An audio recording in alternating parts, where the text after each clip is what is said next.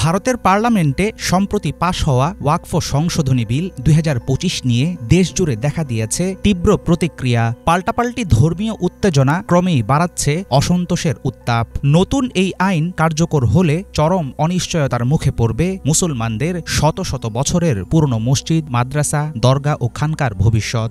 বিপদে পড়বে দেওবন্দ মাদ্রাসা, আজমির শরীফ, হজরত নিজামুদ্দিন আউলিয়া ও কুতুবুদ্দিন বখতিয়ার খিলজির দরগা, হাজি আলীর মাজারের মতো গুরুত্বপূর্ণ ধর্মীয় ও ঐতিহাসিক স্থাপনা। মুসলিম ওয়াকফকৃত সম্পত্তি দখলের পথে কেন এত আগ্রহ দেখাচ্ছে মোদী সরকার? হিন্দু ভোট ব্যাংককে খুশি করার জন্যই কি আনা হলো এমন একপেশে আইন? কেন চুপ করে আছে ভারতের গদি মিডিয়া?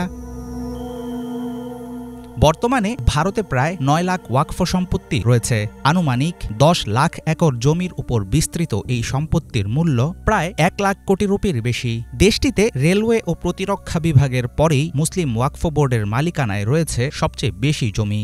১,২০,০০০ মসজিদ, ৩৪,০০০ দরগা ও মাজার, ১.৫ লাখ কৃষি জমি এবং অসংখ্য মাদ্রাসা, খানকা, কবরস্থান, ঈদগাহ, স্কুল, দোকানপাট ও জনকল্যাণমূলক প্রতিষ্ঠান রয়েছে এই সম্পত্তির আওতায়। কিন্তু নতুন পাশ হওয়া আইনের কারণে বিশাল সম্পত্তির ভবিষ্যৎ এখন পড়ল ঘোর অনিশ্চয়তার মুখে।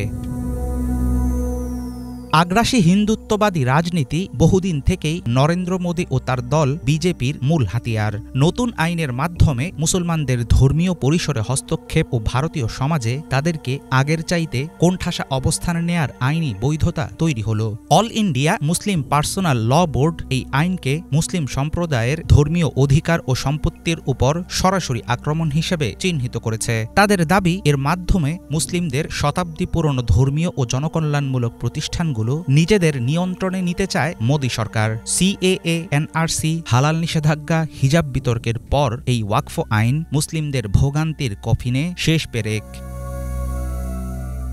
সম্প্রতি পাশ হওয়া আইনে বলা হয়েছে ওয়াকফ বোর্ডে অমুসলিম সদস্য নিয়োগ বাধ্যতামূলক। এমনকি সিইও পদেও নিয়োগ পেতে পারেন অমুসলিম কোনো ব্যক্তি। বোর্ডে বাধ্যতামূলক নারী সদস্য যুক্ত করা এবং জেলা প্রশাসকের মাধ্যমে ওয়াকফ সম্পত্তি রেজিস্ট্রেশন বাধ্যতামূলক করার বিধান রাখা হয়েছে। দেশটিতে মুসলিম ছাড়াও শিখ, হিন্দু, জৈন, বৌদ্ধ ও খ্রিস্টান ধর্মীয় বিভিন্ন বোর্ড রয়েছে, যেসব চলে স্বায়ত্তশাসনের ভিত্তিতে। অথচ কেবল মুসলিম ওয়াকফ বোর্ড নিয়ে বিশেষ আইন চালুকে মোদী সরকারের উদ্দেশ্যমূলক ষড়যন্ত্র বলে মনে করা হচ্ছে।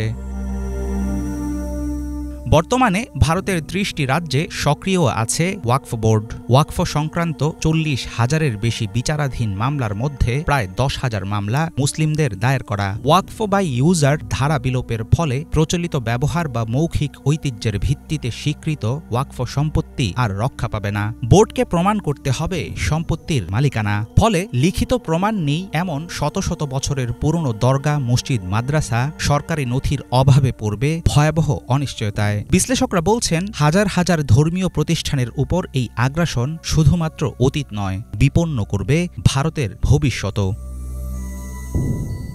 হাফিজুল ইসলাম, বাংলা ভিশন।